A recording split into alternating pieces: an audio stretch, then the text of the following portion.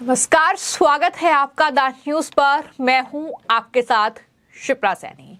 भारत के साथ पूरी दुनिया में करोड़ों राम भक्तों को 22 जनवरी का बेसब्री से इंतजार है।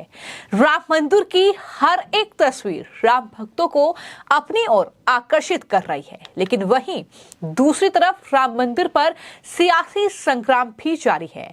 शंकराचार्यों के पर्दाफाश से लेकर राम मंदिर पर लालू प्रसाद यादव के बेटे तेज प्रताप यादव के सपने को लेकर भी जो खबर सामने आई है वो मैं आपको बताऊंगी।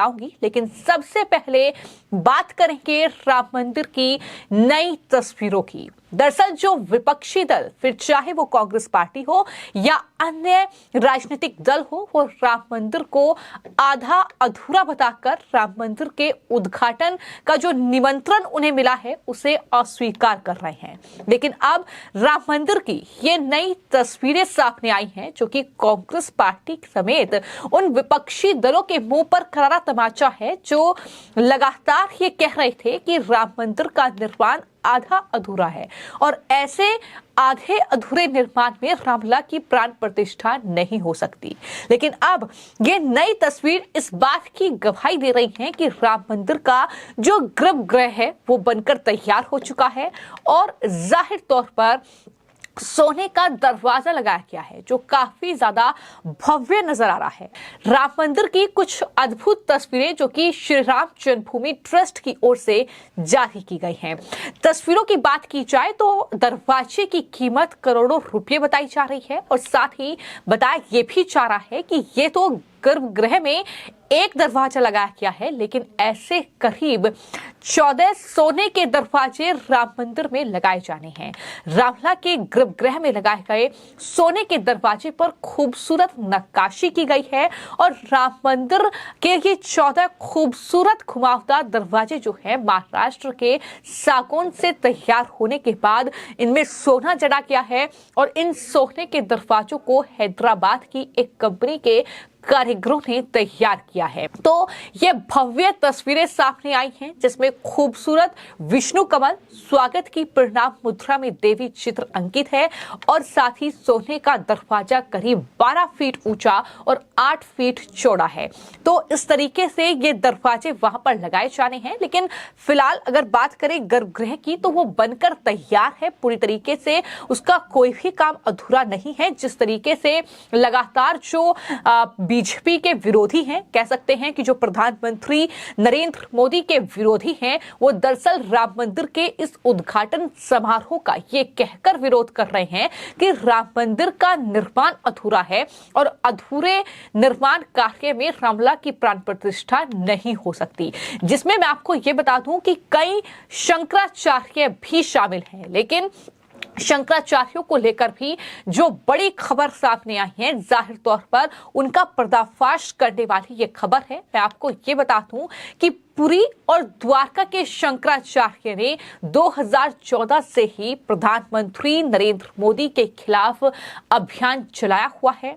दरअसल बीते अगर खबरों पर नजर डालेंगे तो इस बात की पूरी जानकारी मिलती है। जो पुरी के शंकराचार्य हैं, स्वामी अधोक्षजानंद देवतीरथ, उन्होंने दरअसल प्रधानमंत्री नरेंद्र मोदी का विरोध किया था, उनके खिलाफ अभियान चलाया था 2014 में। इसके अलावा द्वारका के शंकराचार्य स्वामी स्वरूपानंद सरस्वती की अगर बात की जाए तो वो भी लंबे समय से प्रधानमंत्री नरेंद्र मोदी के आलोचक रहे हैं। यानी जिन शंकराचार्यों का हवाला देकर कांग्रेस पार्टी और अन्य विपक्षी दलों के नेता ये कह रहे हैं कि हम राम मंदिर के प्राण प्रतिष्ठा समारोह में नहीं जाएंगे क्योंकि ये आधे अधूरे राम मंदिर का उद्घाटन बीजेपी कर रही है। ये बीजेपी का इवेंट है, ये प्रधानमंत्री नरेंद्र मोदी का इवेंट है, हम इस इवेंट में नहीं जाएंगे, हम बाद में रामलला के दर्शन करने के लिए जाएंगे। इस तरीके की बातें कहकर कहीं ना कहीं राम मंदिर के उद्घाटन समारोह का बायकॉट एक तरीके से विपक्षी दल कर रहे हैं। लेकिन फिलहाल मैं आपको ये बता दूं कि जो बड़ी जानकारी सामने आई है वो ये कि पुरी के जो शंकराचार्य हैं, स्वामी अधोक्षजानंद देवतीरथ, उन्होंने 2002 के गुजरात दंगों के लिए प्रधानमंत्री नरेंद्र मोदी को जिम्मेदार ठहराया है। और वहीं जो शंकराचार्य स्वामी स्वरूपानंद सरस्वती हैं वो भी लगातार पीएम मोदी की आलोचना करते रहे हैं और इस तरीके से हर हर मोदी के जो नारे लगे थे उसको लेकर भी उन्होंने पीएम मोदी की आलोचना की थी। यानी उनका साफ मकसद है कि प्रधानमंत्री नरेंद्र मोदी की आलोचना करना और शायद यही वजह है कि इस तरीके से वो ये कह रहे हैं कि राम मंदिर का निर्माण कार्य अधूरा है, अधूरे मंदिर में प्राण प्रतिष्ठा नहीं हो सकती। तो ये तमाम सियासी कह सकते हैं कि बयान एक तरीके से देखने को मिल रहे हैं। वहीं राम मंदिर पर जो सियासी संग्राम का जिक्र हम कर रहे हैं, एक तरफ शंकराचार्यों के बयान, हालांकि बाद में दो शंकराचार्यों की तरफ से बाकायदा चिट्ठी लिखी गई और उन्होंने ये कहा कि वो खुश हैं कि राम मंदिर बनकर तैयार है, राम मंदिर का उद्घाटन हो रहा है।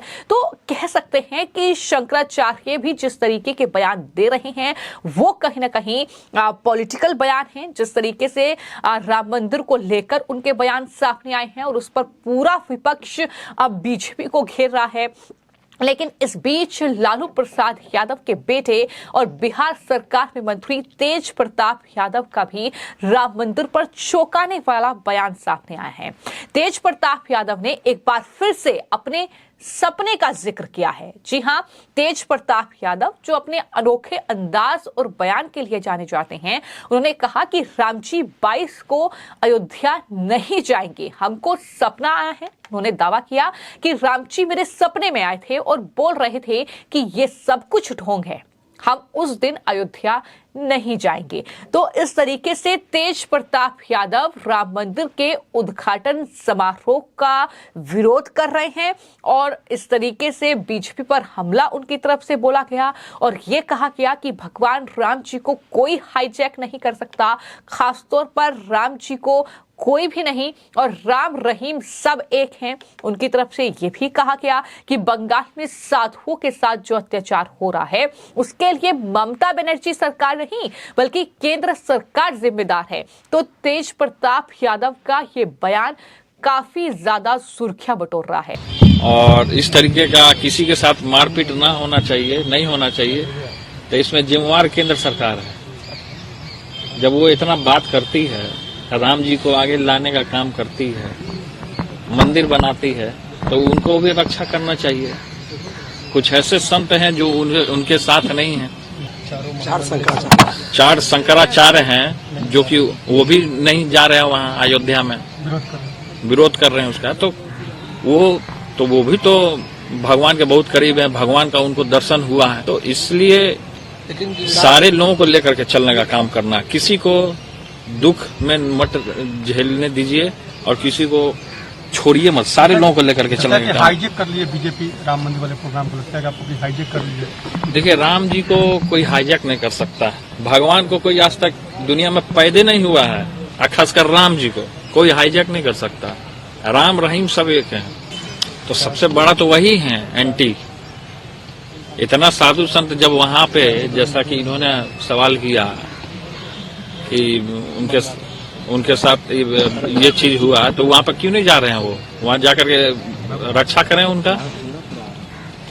मैं आपको ये बता दूं कि 22 जनवरी को अयोध्या में भगवान राम की प्राण प्रतिष्ठा का कार्यक्रम होना है और इसकी तैयारियां तेजी से चल रही हैं। लेकिन जिस तरीके से सियासत हो रही है उस बीच अब लालू प्रसाद यादव के बेटे तेज प्रताप ने जिस तरीके से ये बयान दिया है और कहा है बीजेपी पर हमला बोलते हुए कि जब चुनाव आते हैं तो राम मंदिर का मुद्दा उछाला जाता है, चुनाव खत्म होते ही मंदिर की बात नहीं की जाती है। ये तमाम बातें उन्होंने डीएसएस के स्थापना दिवस समारोह में कही हैं और इस तरीके से उनका ये बयान काफी ज्यादा वायरल हो रहा है। हालांकि ये पहला मौका नहीं है जब तेज प्रताप इस तरीके से उलझुल बयान दे रहे हैं। इससे पहले वो कई बार ये कह चुके हैं कि भगवान श्री कृष्ण उनके सपने में आते हैं, वो श्री कृष्ण के रूप में नजर आते हैं, तो कभी साइकिल से ही मंत्रालय पहुंच जाते हैं, कभी वो कहते हैं कि मुलायम सिंह यादव उनके सपने में आए। तो इस तरीके की बयानबाजी लगातार तेज प्रताप यादव की रही है। लेकिन कुल मिलाकर सवाल यहां पर यह उठता है कि क्या भगवान राम पर सियासत करना सही है? क्या इस तरीके की बयानबाजी करना सही है?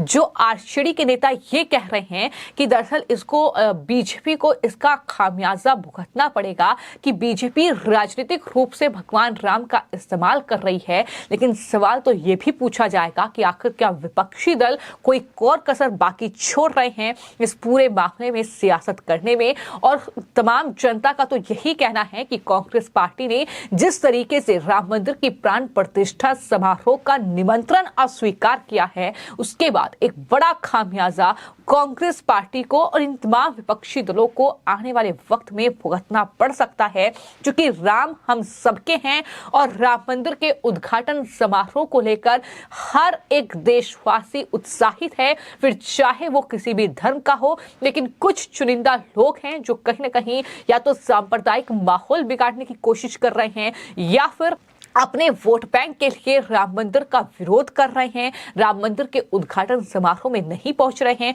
उस पर सियासत कर रहे हैं। लेकिन इन सब के बीच ये तस्वीरें भी राम मंदिर की कहीं ना कहीं काफी ज्यादा आकर्षित करने वाली ये तस्वीरें हैं और साथ ही साथ शंकराचार्यों के साथ साथ विपक्ष की भी पोल कहीं ना कहीं ये तस्वीरें खोल रही हैं कि किस तरीके से गर्भगृह बनकर तैयार हो चुका है और भव्य तरीके से आयोजन की तैयारी चल रही है और इस तरीके से अयोध्या नगरी अब रामलला के स्वागत के लिए पूरी तरीके से तैयार है। फिलहाल आपकी इस पूरे मामले को लेकर क्या राय है, हमें कमेंट बॉक्स में जरूर लिखें। धन्यवाद।